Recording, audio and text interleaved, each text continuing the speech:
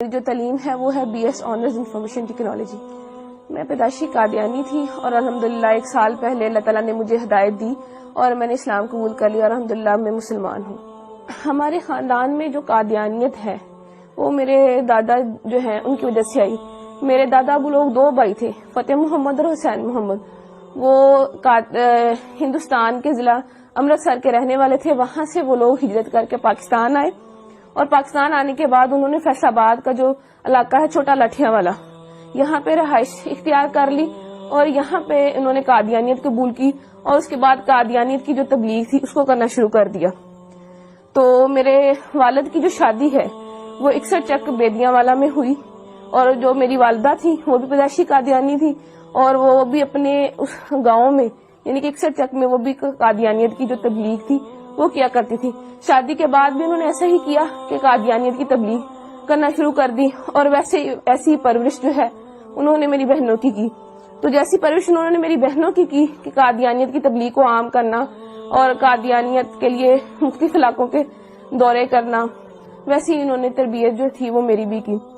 تو میرے والد صاحب جو ہیں ان کے پاس جو قادیانیوں کی جماعت کا جو ایک چندہ لینے کا عہدہ ہوتا ہے، چندہ تحریک جدید، اس کا جو چندہ تھا وہ لیتے ہوتے تھے، اس کے سیکٹری تھے. یعنی تحریک جدید کا چندہ اکٹھا کرنے کے سیکٹری تھے. اور میرے جو تایا ابو تھے وہ جو وقف جدید جو تھے چندہ اس کو اکٹھا کرتے تھے، یعنی کہ سیکٹری وقف جدید تھے. اور میرے تایا ابو کا بیٹا جو وہ ہے سیکٹری ضیافت، یعنی کہ اس کا کام یہ ہے کہ مختلف علاقہ جات سے جتنے بھی مربیان آتے، مہمان آتے، ان کی رہائش کا بندوبست کرنا، ان کے کھانے کا بندوبست کرنا، یہ سارا کام جو تھا یہ ہمارے گھرانے میں ہوا کرتا تھا. اور اس کے علاوہ جو میری بہن تھی وہ بھی سیکٹری مال تھی. ایک میری بہن سیکٹری ناصرات بھی رہی، ایک میری بہن سیکٹری تعلیم بھی رہی اور ایک وقت میں میرے پاس بھی سیکٹری تعلیم تربیت کا عہدہ تھا. اس کے بعد پڑھائی کی وجہ سے وہ میں نے عہدہ چھوڑ دیا اور میں نے ان کے اسکول میں پڑھانا شروع کر دیا. اور میں نے ان کے اسکول میں تقریباً 2 سال جو ہے ملازمت کی. فیصل آباد میں ان کی بہترین ڈبیٹر تھی. فیصل آباد کی طرف سے سلیکٹیولی یعنی کہ پورے فیصل آباد کو ریپرزینٹ کرنے کے لیے میں ایک دفعہ چناب نگر گئی تقریری مقابلے میں. وہاں وہ جو مقابلہ تھا اس میں میری دوسری پوزیشن آئی. اور اس مقابلے کے بعد ان کے یہاں ایسا ہوتا ہے کہ مقابلے کے بعد جو ہے سوال و جواب کا پروگرام رکھا جاتا ہے. اس سوال و جواب کے پروگرام میں نے ان کا جو خلیفہ ہے، موجودہ خلیفہ مرزا مسرور، اس کی بہن جو تھی اس سے میں نے سوال کیا کہ مرزا قادیانی جو ہے اس نے اپنی کتاب میں لکھا ہے کہ میں نے خواب میں دیکھا کہ قرآن کریم میں قادیان کا نام استعمال ہوا ہے، یعنی قرآن کریم میں قادیان کا لفظ آیا ہے. تو میرا آپ سے یہ سوال ہے کہ مجھے دکھایا جائے کہ قرآن کریم میں کہاں قادیان کا لفظ استعمال ہوا ہے. تو یہ میرا جو سوال تھا وہ پرچی پہ لکھ کے میں نے اس کو بھیجا. تو جب اس سوال کی باری آئی تو اس نے جب سوال کھولا تو اس کے پاس سوال کا جواب نہ تھا اور وہ پوچھنے لگے کہ کس نے یہ سوال جو ہے کیا ہے. اس کے بعد ایک اور لڑکی نے سوال کیا تو مرزا مسرور کی بہن کے پاس اس کا بھی جواب کوئی نہ تھا. تو ان کی ہٹ درمی دیکھ لیں کہ بجائے یہ ماننے کے کہ اس لڑکی کو یا مجھے یہ کہہ دیتی کہ میرے پاس اس سوال کا جواب نہیں ہے، میں بعد میں آپ کو کنسلٹ کر کے پڑھ کے ریڈ کر کے میں آپ کو اس کا جواب دے دوں گی، کہنے لگی، آگے سے لڑنا شروع ہو گئی. ایک ان کی قادیانیوں کی اتنی بہت بڑی مبلغہ بن کے آگے سے لڑنا شروع ہو گئی کہ اگر تمہیں زیادہ پتا ہے تو تم میری کرسی پہ آ جاؤ، تم آ کے لوگوں کو سمجھانا شروع کر دو، ایسے ہے ویسے ہے. تو اس وقت ساتھ میری جو بڑی بہن، میں نے ان کو بتایا، میں نے کہا دیکھ لیں یہ جو سوال ہے کہ قادیان کا لفظ قرآن کریم میں کہاں استعمال ہوا ہے یہ میں نے لکھ کے بھیجا ہے، ان کے پاس اس سوال کا جواب نہیں ہے. تو میری بہن حیران ہو گئی اور مجھ سے پوچھنے لگی کیا واقعی میں ایسا ہے؟ میں نے اس کو بتایا جی بالکل ایسا ہے. اس کے بعد میں نے اس کو اور بھی سوال پوچھے، اپنی بہن سے پوچھے. میں نے کہا جب میں یونیورسٹی میں پڑھتی ہوں تو لڑکیاں مجھ سے سوال کرتی ہیں، ان میں سے کچھ سوال میں نے ان کو بتایا. میں نے ان کو کہا میرا غلام احمد قادیانی، اس نے اپنی کتاب میں لکھا ہے ہم مکہ میں مریں گے یا مدینہ میں. اور حالانکہ مرزا صاحب کی جو وفات ہے وہ تو لاہور میں ہوئی تھی اور ان کو دفنایا قادیان میں گیا. تو میری بہن کہنے لگی کیا واقعی لکھا ہوا؟ میں نے کہا ہاں لکھا ہوا. میں نے کہا پھر جو ہے انہوں نے اپنا ایک کشف جو ہے اس میں لکھا ہوا ہے کہ میں نے خواب میں دیکھا کہ میں خود خدا ہوں اور میں نے یقین کر لیا میں وہی ہوں. تو کہنے لگی کیا واقعی مرزا صاحب نے اپنی کتاب میں ایسا لکھا ہے؟ تو میں نے اس کو بتایا، میں نے کہا ہاں فلاں فلاں کتاب میں فلاں فلاں جگہ پہ لکھا ہوا ہے. تو وہ بڑی پریشان ہوئی. پھر اس کے بعد جب میں واپس گاؤں آئی, میں نے اپنے گھر والوں سے آ کے بھی اس کا تذکرہ کیا. رات کو بیٹھے ہوئے تھے, میرے والد صاحب بھی بیٹھے تھے, میں نے اپنے والد صاحب سے بھی تذکرہ کیا. میں نے کہا ابو ایسے ایسے, وہاں پہ جو بھی ہوا میں نے ان کو بتایا. تو میرے ابو پوچھنے لگے کیا واقعی لکھا ہوا ہے. اس کے علاوہ پھر میں نے ان کو اور بھی حوالہ جات دیے, جیسے کہ مرزا صاحب نے مسلمانوں کو گالیاں دی ہیں, یا مرزا صاحب نے یہ کہا ہے کہ اللہ تعالیٰ نے میرے گھر پیدا ہونا ہے. تو یہ باتیں ساری سن کے میرے ابو بہت پریشان ہو گئے. اس کے بعد جو تھا میری امی نے وہ ہمیں اس ٹاپک پہ بات کرنے سے منع کر دیا. میرے اسلام قبول کرنے کی وجہ کچھ یوں بنی کہ میں نے تعلیم مکمل کرنے کے بعد ایک اسکول میں جو ہے بطور ٹیچر انٹرویو دیا اور وہاں میری سلیکشن ہو گئی. ایک دن ہم بریک کے وقت بیٹھے ہوئے تھے تو اچانک مذہبی گفتگو جو تھی وہ شروع ہو گئی. تو ہمارے اسکول کے جو پرنسپل صاحب تھے انہوں نے قادیانیت کے موضوع پہ بات کرنا شروع کر دی. تو چونکہ میں قادیانی تھی تو میں نے بھی اس میں حصہ لینا شروع کر دیا.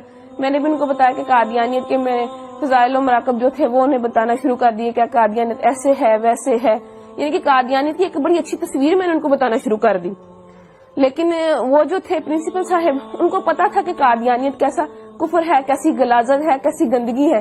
تو انہوں نے قادیانیت کی جو عقائد تھے وہ بتانے شروع کر دیے کہ قادیانی جو ہے تو نعوذ باللہ مرزا قادیانی خود کو خدا کہتا ہے, خود کو محمد رسول اللہ صلی اللہ علیہ وسلم کہتا ہے, توبہ نعوذ باللہ کلمہ کی توہین کرتا ہے اور مسلمانوں کو گالیاں دیتا ہے, اہل بیت اطہار کی شان میں گستاخی کرتا ہے, صحابہ کی شان میں گستاخی کرتا ہے. جب یہ تمام باتیں میں نے سنی تو میں اتنا ڈر گئی کہ میں بہت زیادہ خوفزدہ ہو گئی اور مجھے بالکل جو تھا وہ چین نہیں مل رہا تھا کہ کیسے ایک شخص جس کو ہم نبی مانتے ہیں وہ کیسے اتنی گستاخیاں کر سکتا ہے, کیسے اللہ پاک کی شان میں گستاخی کر سکتا ہے, یا آپ صلی اللہ علیہ وسلم کی شان میں گستاخی کر سکتا ہے. تو میں گھر آتی ہوں تو میں سو جاتی ہوں, اور میں نے جب خواب دیکھا تو میں وہ خواب دیکھ کے بہت ڈر جاتی ہوں. خواب کچھ اس طرح ہے کہ میں اپنے گھر کے باہر موجود ہوں, گرمیوں کے دن ہے, سخت گرمی ہے, اور میں گلی میں اکیلی موجود ہوں, میرا سر بھی ننگا ہے اور میرے پاؤں بھی ننگے ہیں. تو میں ڈر کے مارے دوڑنا شروع کر دیتی ہوں کہ مجھے کوئی مار نہ دے. بہت دوڑتی ہوں, اور پھر جب دیکھتی ہوں اپنے آپ کو ایک قدم بھی میرا آگے نہیں بڑھتا. اس بات سے میں بہت پریشان ہو جاتی ہوں کہ میں نے اتنی محنت کی, اتنی دوڑی, اتنی جو ہے ہمت کی میں نے, لیکن اللہ تعالیٰ نے میرا ایک بھی قدم آگے نہیں بڑھایا.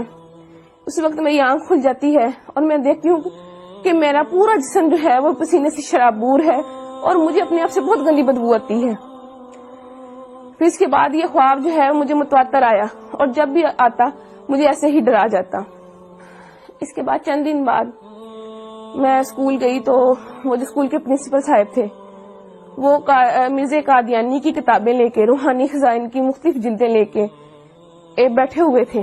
انہوں نے مجھے بلایا اور مجھے کہنے لگے کہ جو جتنی باتیں میں نے تمہیں, یعنی کہ جتنے قادیانیوں کے عقائد میں نے تمہیں بتائے ہیں, اگر میں تمہیں ان کتابوں سے دکھا دوں تو کیا تم یقین کر لو گی؟ میں نے انہیں کہا جی میں ضرور یقین کروں گی. تو انہوں نے جو ہے کتابیں کھولی اور جتنی باتیں وہ مجھے جو میں نے آپ سے پہلے بیان کی انہوں نے مجھے مرزا قادیانی کی کتابوں میں سے دکھائیں, اور وہ کتابیں مرزا قادیانی کی لکھی ہوئی تھی. روا کی جو ہے ضیاء الاسلام پریس وہاں سے شائع ہوئی تھی.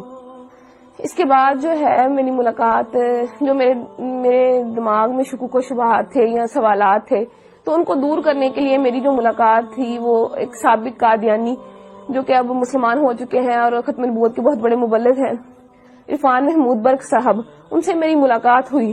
تو انہوں نے جتنے بھی میرے شکوک و شبہات تھے وہ سارے دور کیے, اور قادیانیت کی جو غلاظتیں تھی جو مجھ پہ نہیں کھلی تھی وہ کھول کے مجھے بیان کی. اور ان کی جو کتاب تھی قادیانیت سائنس و اسلام کے کٹہرے میں, انہوں نے مجھے وہ پڑھنے کے لیے دی.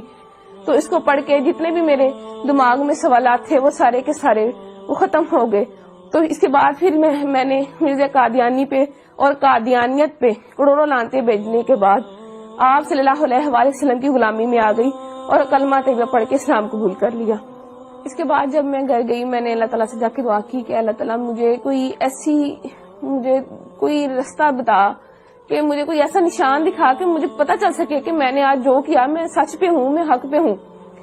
تو میں جو ہے میں سو گئی تو میں نے وہی خواب جو میں پہلے دیکھتی تھی اور میں ڈر جاتی تھی، وہی خواب مجھے دوبارہ آیا کہ میں اپنے گھر کے باہر موجود ہوں، گرمیوں کے دن ہے، سخت گرمی ہے، اور میں ڈر کے مارے بھاگنا شروع کر دیتی. لیکن اس دفعہ معاملہ جو تھا وہ الٹ ہو گیا کہ جب میں ڈر کے مارے میں بھاگنا شروع ہوئی تو بھاگتے بھاگتے ایک میں پکی سڑک پہ پہنچ گئی. تو میرا سر جو پہلے ننگا ہوتا تھا اس پہ ایک سفید چادر آ گئی خود بخود، اور میں نے دیکھا کہ میرے سامنے ایک شخص احرام باندھے کھڑا ہے. جب میں نے اپنی نظریں اوپر اٹھائی تو میں نے سبز گنبد اور مینار کو پایا. تو اس کے بعد میری آنکھ کھل جاتی ہے اور مجھے اپنے آپ سے جو جہاں پہلے پسینے کی بدبو آتی تھی، اب مجھے اپنے آپ سے اتنی اچھی خوشبو آنے لگی.